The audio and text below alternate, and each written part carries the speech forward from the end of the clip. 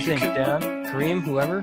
Kareem, go ahead. Honestly be like, okay, I'm going to go up to 10 grand, then I'm not going to let the 10 grand go. Yeah. And then if you have that barrier, like, stop. And then you are like, oh, okay, my bank account, has gone up to 15. I can have a little bit of fun. But you have to be like MC Hammer, and then when the bank account starts going, go, stop. Can't touch this. Dun, dun, dun. Carl, MC Hammer or Tupac? Tupac. Well, what if your current job gave out today? Yeah. And you had no other income, but you still have the bills. Yeah. If you didn't set the money back while you had it, you're not going to have anything to draw off of. Nope. So you have to set up that slush fund. Absolutely. That, you know that, well, I don't know, you get bad habits, or you got a habit you like to eat. Yeah. And, even if you're a love child and you could live on love alone, once you get married, you decide you want 3 meals a day. Yeah. Kind of got to have money for that. You got to Then you get bad habits, so you got to set that money back to provide the food to feed your family 3 meals a day. Absolutely. Exactly. That's what I have to do with my money. You can't wean a gas tank. If you got to go look for a job, you need to put the money in the gas tank. Yes. Yep. That's right. So you've got to set it in your budget, and while you've got the money coming in, live on the money you're making. Very important. Don't live outside your means. Yeah, I kind of was doing that with craft beer because I've got such a passion for craft beer, and I spent quite a bit of money on it, but I've definitely got a handle on it now, and it's like, as good as it is to buy that beer all the time. Well, there's all kinds of shiny objects out there right now, being tax season. And here you got the Super Bowl coming up. Just look in your paper. Oh, yeah. And you can go out and get a 60-inch flat screen TV for $400. Yeah, because of the Super Bowl. It's the Super Bowl sale. Because taxes are coming in. Well, yeah, and they want that last dollar, Oh, yeah. Oh, yeah. It's 20% cheaper if you buy it now. So put those tax dollars to work. Yeah. Well, how about put the tax dollars to work in what's going to make you money, so that you've got something to hold you over until the next tax season. Exactly. That's what I've been doing with my money. I've been investing it into Bitcoin, and it blew up on me. Nice. Oh, yes. And it went up. Bitcoin has gone up. It says, whoa. Yeah, Bitcoin is worth $1,200 Canadian right now for one. And so crazy. That's what I'm on government funds, so I got to be very careful what they do. I'm getting food stamps and fuel assistance and SSI and Social Security. I got to be very careful. Well, Bitcoin is, it's got its perks for sure, but it was just on the news today where there was a robbery locally here, and they wanted to be paid in Bitcoin. Yeah, because they were holding system hostage and wanted to be paid in Bitcoin to release the system. Mm-hmm. The hackers are smart, and they're getting paid in Bitcoin now. That's cool. Yeah, I'm looking forward to starting to make cryptocurrency. It's going to be a lot of fun. So moving on, I mean, a lot of relationships have gone to ruin because of money in 2017. Be careful when forming business relationships, especially to make sure you know enough about someone before entering into such a relationship. And that's why I'm glad Kareem and I really knew each other a lot before we decided to start this company together, because... Who are you? Oh, who are you? I don't know who the hell you are. No, What am I doing here? You know, in all seriousness, no, I mean, it's Kareem and I have that trust, you know, and he has made some purchases to help us out. I've made purchases to help us out, and we do that for one another, you know.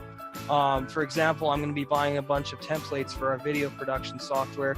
Kareem's had the money to pay Tom to do our branding site and things like that, so we're compromising in other ways like that. I'm also going to be helping Kareem with writing articles for Bitcoin and stuff like that, so I can compensate him for spending the money he spent to help this business, and I really appreciate that. And Kareem and I have that trust where we can rely on each other like that, and you know, he knows that he knows. So, I mean, that's very important, and we wouldn't have entered into a business partnership had there been any trepidation or trust issues, or, you know, thinking that I was going to take advantage of him or he was going to take advantage of me. So it's a good fit. We're a good fit for each other, and we got each other's back. So, you know, and that's very important in any relationship, not just business. Friendship, it's important. It's important in a romantic relationship, in a marriage, and a brother, sister, between a mother and a daughter, all that stuff. It's very important. They're all relationships. That's another part of meditation, Chris. That's another thing we do about relationships, let go. Because oftentimes we keep things tied up in our brain, I guess. And well, we do. When I go on there, we select what we want to meditate to. And so we have a little vote on it. There's like 4 or 5 people in there. And so sometimes it's relationships, you know, it's Abraham and Esther Hicks, Nice. what have you. Guided meditation. Oftentimes we select that, or we select let go, which is letting go, because oftentimes we hold these things and we don't realize they're there, but they're there. They are, yeah. So we got to play that meditation and get right into it. You know, when I first listened to it, being a blue that I am, I didn't even pay attention. It was like, breathing exercises, do what? Mm-hmm. I mean, I'll take smoke, whatever, while I'm breathing. I wasn't even focusing on that meditation at that point. Mm-hmm. Now when I listen to it, it's like, I'm all in. I want to hear every syllable that's coming out of that person's mouth about let go, about abundance, about relationships, because that's what business is all about. Yeah, it relationship. Yeah, it is. is. Have a vibrational relationship with yourself. You don't even have one. You can't have one with others. That's true. How are you going to love somebody else when you don't love yourself? Very true. Because you're putting off that vibration that you don't love yourself. Well, obviously, that they're going to pick that up. Yeah. That's not cool. Nope. Creamy. You know? And so that's the one thing. And the other thing I wanted to mention is, you know, I've been tucking away some Bitcoin, trying to get under the wire a little bit. And I've been doing some reinvesting, because that's what you have to do, something that will build what you have. You know, you might start off with a little, but by the time it gets bigger, you've actually made some money. And so you just believe in what you've put there, put a little bit at a time in there, budget it, make sure your debts are all paid off, because that's my first priority. My rent is $585. It's paid, because I gotta have a roof over my head. Yeah. My net is paid, because I gotta have that to connect. You know, those things, my water, my meds, whatever. That's all first. And then whatever's left over, you know, which isn't much, I tuck it. I say, well, I'm going to keep tucking this. I'm going to buy $21 a month in Bitcoin. That's how I got where I got. Nice. Very cool. So that's what you do. Yeah, that's good to know. So, Kareem, do you want to segue into habit number 7? I do, but I actually wanted to mention something. Go ahead. I mentioned meditation. Now, me and Chris are thinking, okay, this is cool what we're doing. Don't get me wrong. What can you do to expand? There's more to entrepreneurs than be like, we're going to talk about personal development. Not saying it's bad. And you're like, Chris, like, what do you want to do? And one's a cooking show, one's a book study, but another one's personal development. If you remember Dada, a couple years back or a year back, I think. Both the Dadas, both yogis, yeah.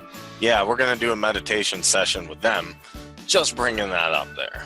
Yeah, every second Saturday we've decided to do some meditation classes, not only for everybody on the panel, but for me. I mean, I don't know much about meditation. I guess when I listen to metal, it's kind of meditative for me because it puts me in a pipeline to the source, you know, when I listen to music and things like that. But metal doesn't quiet the mind.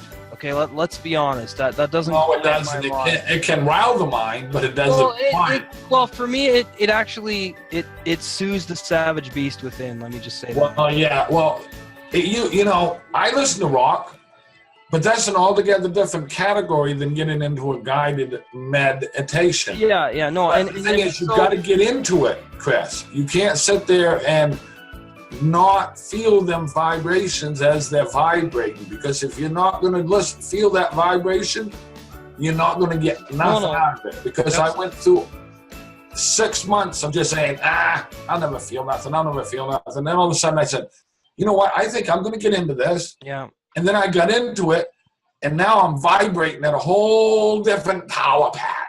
Yeah. No, I mean, having the Tibetan yogis on to teach Joe, Karina and I are going to be, it's going to